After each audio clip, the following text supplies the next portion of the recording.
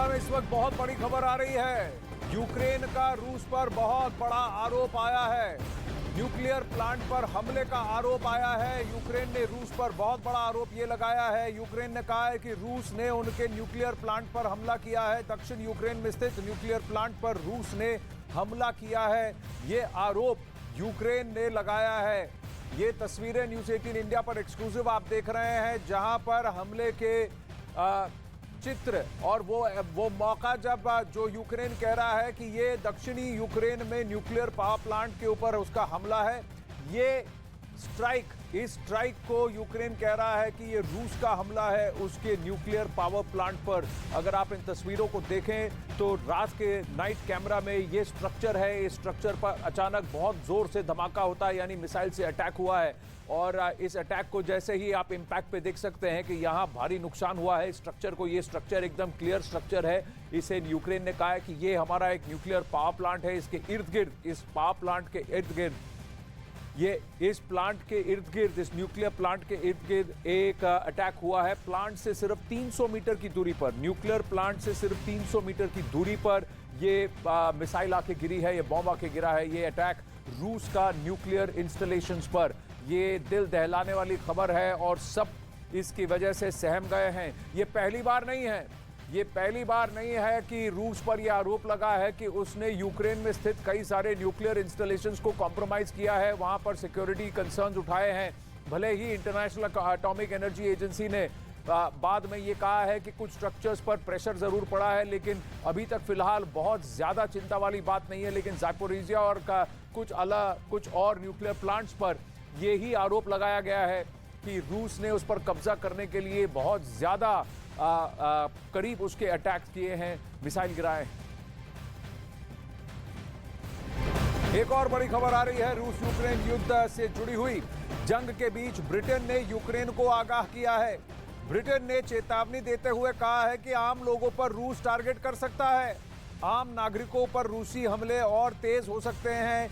ये alert UK की तरफ से आया है। दरअसल यूक्रेन की सेना ने कई जगह पर पुतिन की सेना को खदेड़ दिया है, और जिसकी वजह से आम नागरिकों पर इसका गुस्सा रूसी सेना निकाल सकती है। ये डर और ये शंका अब ब्रिटिश एजेंसियों ने जताई है और ब्रिटेन ने ये शंका जताई है। लेकिन आप गौरतलब है कि 200 दिन से ज्यादा चल रहे इस युद्ध में रूस ने हमेशा ये पॉइंट रखा है कि हम आम नागरिकों को नहीं तकलीफ देना चाहते थे, इसीलिए हमने उन्हें मौका भी दिया, विंडो भी दिया कि वो शहरों को छोड़कर निकल जाएं। और रूस का हमेशा से यही कहना है कि रूस की लड़ाई यूक्रेन के आम नागरिकों से नहीं है, लेकिन ज़ेलेंस्की की नीतियों की वजह से उसे ये कदम उठाना पड़ा है अपनी संप्रभुता को बचाए रखने के लिए।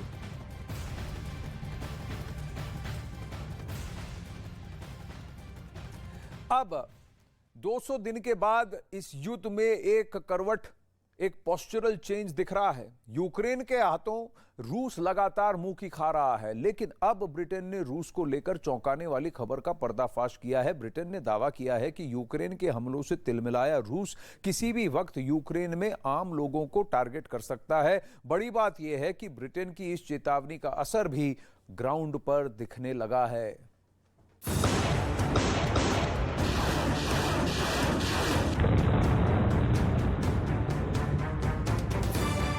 ब्रिटेन की बहुत बड़ी वार्निंग, रूस की घातक चाल का पर्दाफाश, ज़ेलेंस्की के खिलाफ पुतिन का आखिरी प्रहार।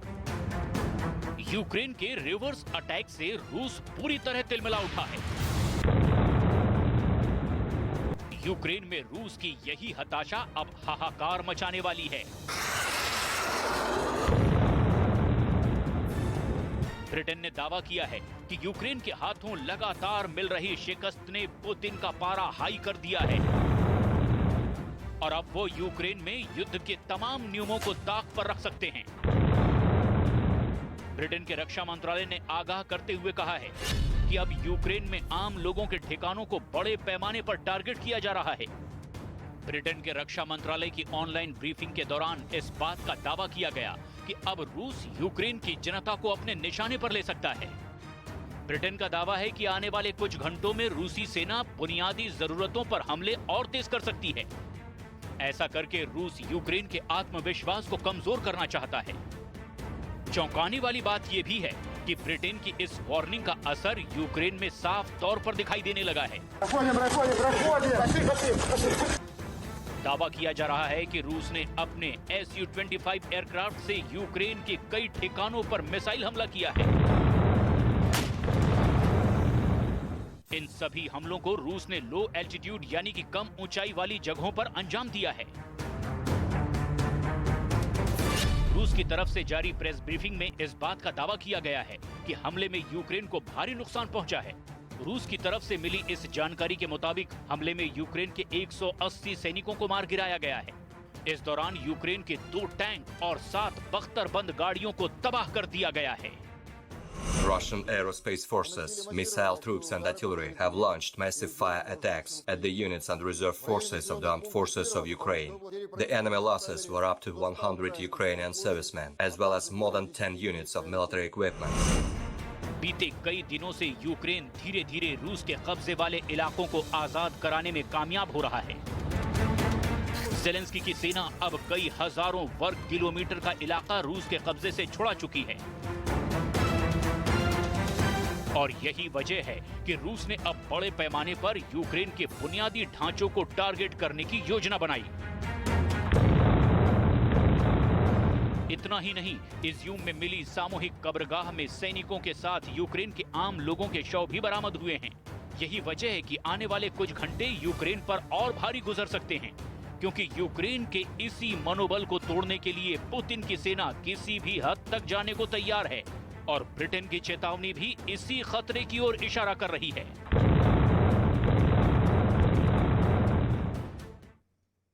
6 महीने से ज्यादा हो चुके हैं यूक्रेन युद्ध को और अब ऐसा लग रहा है कि इस लड़ाई के नतीजे आने लगे हैं और रूस की सेना अब उत्तर पूर्वी यूक्रेन से वापस लौटने लगी है। यूक्रेन की फौज ने रूसी सैनिकों से कब्जे वाले इलाकों को छीनना भी शुरू कर दिया है और यूक्रेनी सेना काफी तेजी के साथ आगे बढ़ भी रही है। करीब 6000 वर्ग किलोमीटर के इलाके को छुड़वा भी लिया है पूरी तरीके से। हार्किव प्रांत में तो कई शहरों पर यूक्रेन ने दोबारा कब्जा भी कर लिया है। हार्किव प्रांत में इज्यूम समेत कई शहरों से यूक्रेन ने रूसी सेना को खदेड़ भी दिया है। वहीं इज्यूम शहर पर यूक्रेन के दोबारा छुड़वाने की वजह से रूस को भी बहुत बड़ा झटका लगा है।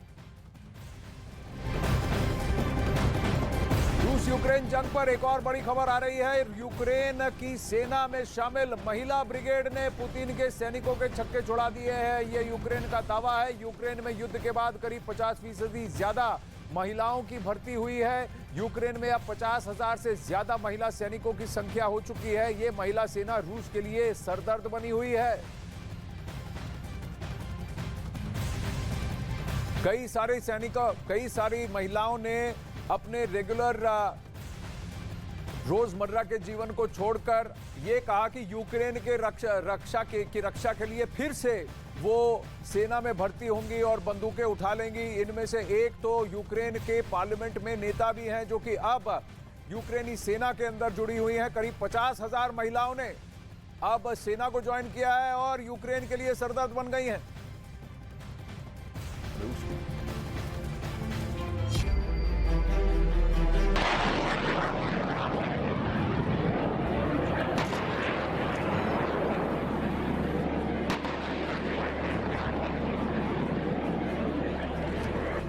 ज़ेलेंस्की को क्या चाहिए? ज़ेलेंस्की को धमाकों की जरूरत है। ज़ेलेंस्की को और क्या चाहिए? ज़ेलेंस्की को बड़े बड़े हथियारों की जरूरत है जो रूस का खून बहा पाए।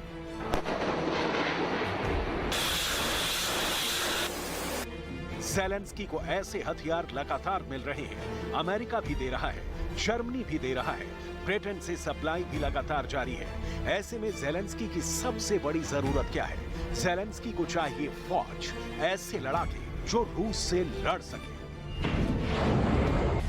यूक्रेन की जमीन पर हथियार ज्यादा और लड़ने वाले कम हो रहे हैं। यही वजह है कि अब यूक्रेन की महिलाएं मोर्चा संभाल रही हैं। अल जजीरा की ये रिपोर्ट देखिए जिसमें साफ साफ लिखा है कि यूक्रेन की महिलाएं फौज में शामिल हो रही हैं। एक और रिपोर्ट देखिए जिसमें ज़ेलेंस्की ऐसी महिलाओं की हौसला अफजाई कर रहे हैं। यूक्रेन की सेना में 15% महिलाएं हैं और 2014 के बाद बताया जाता है कि यह आंकड़ा 20% पहुंच गया है। युद्ध शुरू होने से पहले यूक्रेन की सेना में 32,000 महिला सैनिक थी और अभी उनकी तादाद 50,000 से ऊपर पहुंच गई है। फरवरी में जब युद्ध शुरू हुआ तो विदेश से भी कई लड़ाके यूक्रेन आना शुरू हो गए और इनमें महिला सैनिकों की तादाद भी अच्छी खासी रही है। इनमें अमेरिका से कई महिला सैनिक आई हैं, ब्रिटेन, ऑस्ट्रेलिया, हॉलैंड, पुर्तगाल, हंगरी, इजराइल और जॉर्जिया से भी कई महिलाएं आई हैं जो रूस की फोर्स से टक्कर ले रही हैं।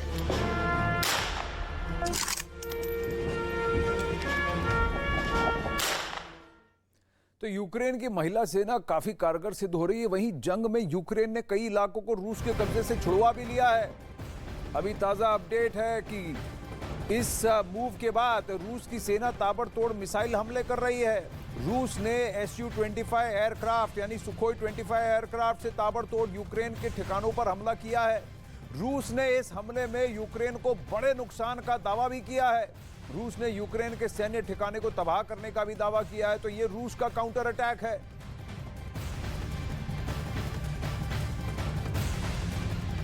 अब यूक्रेन जंग में कई मोर्चों पर महिला शक्ति रूस के खिलाफ डटकर खड़ी हुई है। यूक्रेन के पास इस वक्त सैनिकों की कमी है, ये बात सब समझते हैं, लेकिन यूक्रेन की ताकत उसकी महिलाएं भी हैं और व्लादिमीर पुतिन की फौज को ये समझना चाहिए कि इस वक्त उनकी ताकतवर फोर्स का मुकाबला यूक्रेन की महिलाओं से भी हो रहा है।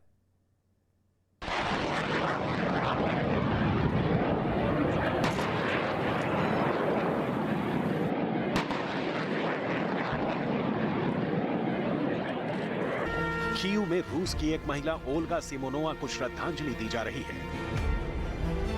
ओल्गा यूक्रेन में रहकर रूस के खिलाफ लड़ी और अपनी जान दे दी। 34 वर्ष की सिमोनोवा की जान यूक्रेन की तरफ से लड़ते हुए गई है।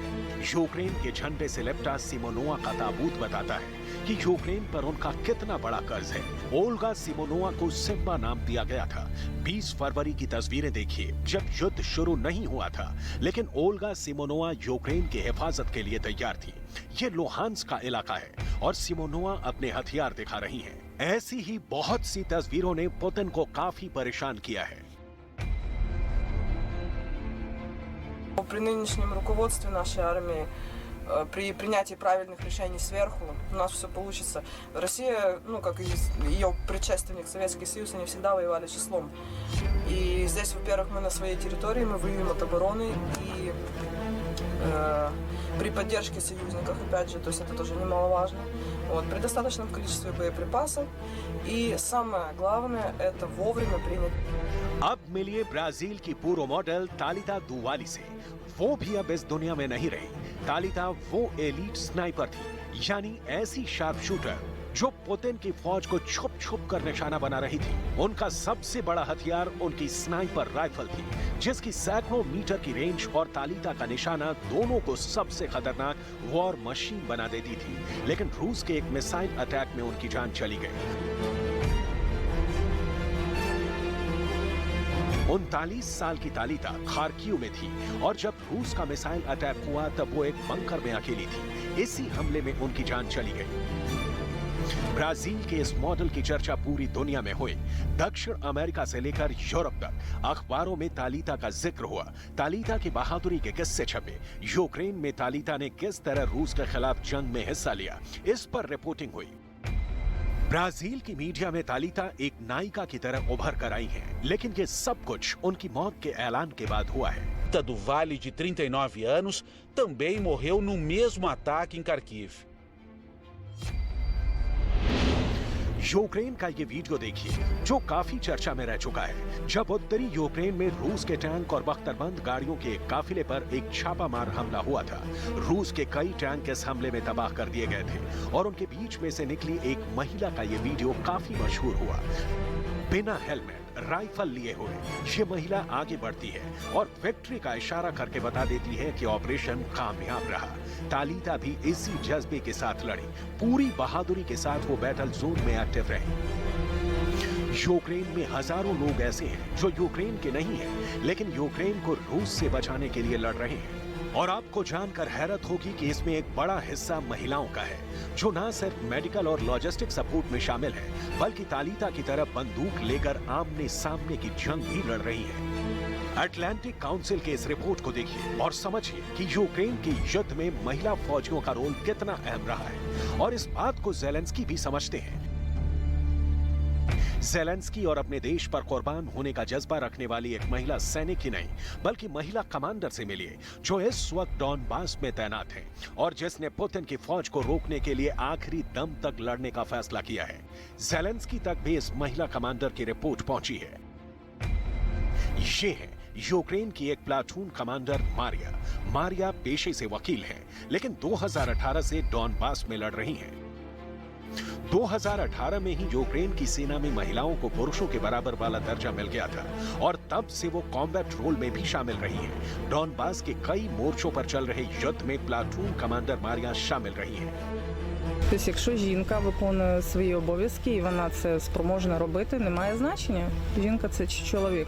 Ну, ще є такі моменти, що є і такі командири, які все ж таки притримуються більш старих тих понять, що все-таки це не жіноча справа, і тому не дуже сильно цьому сприяють. А так, взагалі, вже є всі можливості. Якщо в тебе є бажання, ти завжди можеш досягнути свої цілі і मारिया की एक 5 साल की बेटी भी है। 2014 में जब डॉनबास में लड़ाई शुरू हुई थी, तभी से मारिया अपने देश को रूस समर्थित मिलिशिया से बचाना चाहती थी, और इस वक्त तो वो एक बड़ी जंग का हिस्सा बन गई है और एक प्लाटून को कमांड कर रही है। अलग अलग देशों में प्लाटून का साइज 10 से लेकर 50 सैनिकों तक का हो सकता है। यूक्रेन के पास इस वक्त सैनिकों की कमी है, ये बात सब समझते हैं, लेकिन यूक्रेन की ताकत इसकी महिलाएं भी हैं, और पुतिन की फौज को यह समझना चाहिए कि इस वक्त उनकी ताकतवर फोर्स का मुकाबला यूक्रेन की महिलाओं से भी हो रहा है।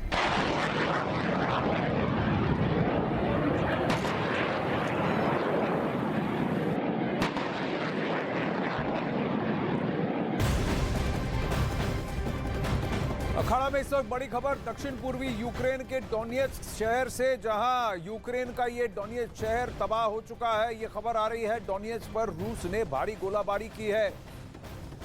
पूर्वी डोनेट्स्क शहर को भारी नुकसान हुआ है। पूर्वी और दक्षिण पूर्वी यूक्रेन पर ही व्लादिमीर पुतिन की नजर है। डॉनबास ऑफेंसिव में डोनेट्स्क से लेकर लुहांस्क, लुहांस्क से मारियुपोल और मारियुपोल से खरसान और खरसान से अंततः वहां ओडेसा तक एक लकीर खींचकर उसको अपने पास अपने अधीन करने की मंशा से ये हमला 210 दिन पहले व्लादिमीर पुतिन ने प्लान किया और यूक्रेन पर अटैक किया। भले ही यूक्रेन को अब कई जगह उत्तर पूर्वी यूक्रेन में जीत मिल रही है, कई हजार वर्ग उसने छुड़वा लिया है रूस की पकड़ से, लेकिन रूस पलटवार भी करेगा और तिलमिलाया हुआ रूस थोड़ा एग्रेसिव भी होगा, यही आशंका जताई जा रही थी। अब आप देखिए ये डोनेट्स्क शहर पर मिसाइल से गोलाबारी की तस्वीरें हैं। आप देख सकते हैं कि जहां यहां आग धू करके जल रही है डोनेट्स्क के एक शहर में, एक पर्टिकुलर इलाके में जहां मिसाइल अटैक हुआ है, पर बाकी इलाकों पर भी आप देख सकते हैं किस तरह से कंटिन्यूअस गोलाबारी और मिसाइल अटैक हो रहे हैं। और ये डोनेट्स्क शहर है। डोनेट्स्क की फुटबॉल टीम काफ़ी पॉपुलर है, लेकिन यहाँ अब आप देख सकते हैं, अगर आप मैप को देखेंगे और अपने दिमाग में लगाएंगे तो डॉनबास में डोनेट्स्क से ही शुरू होता है पूरा कंट्रोल का इशू, और डॉनबास ऑफेंसिव में भी, और यहीं पर इसी इलाके में काफ़ी टाइम से यूक्रेनी सेना और रूसी सेना के बीच में भिड़ंत हो रही थी और ये अलगाववाद भी यहाँ पर ज़्यादा हो रहा था। लेकिन अब इस शहर पर अगर पूरी तरह से रूस कब्जा बना लेता है, इस शहर को बर्बाद करके इसको पूरी तरह अपने अधीन कर लेता है, तो फिर उसका डॉनबास ऑफेंसिव का पहला टिक बॉक्स हो जाएगा, डोनेट्स्क उसके अधीन हो जाएगा। उसके बाद दक्षिण पूर्वी यूक्रेन को और में अपने आप को और कंसोलिडेट करने की कोशिश करेंगे व्लादिमीर पुतिन।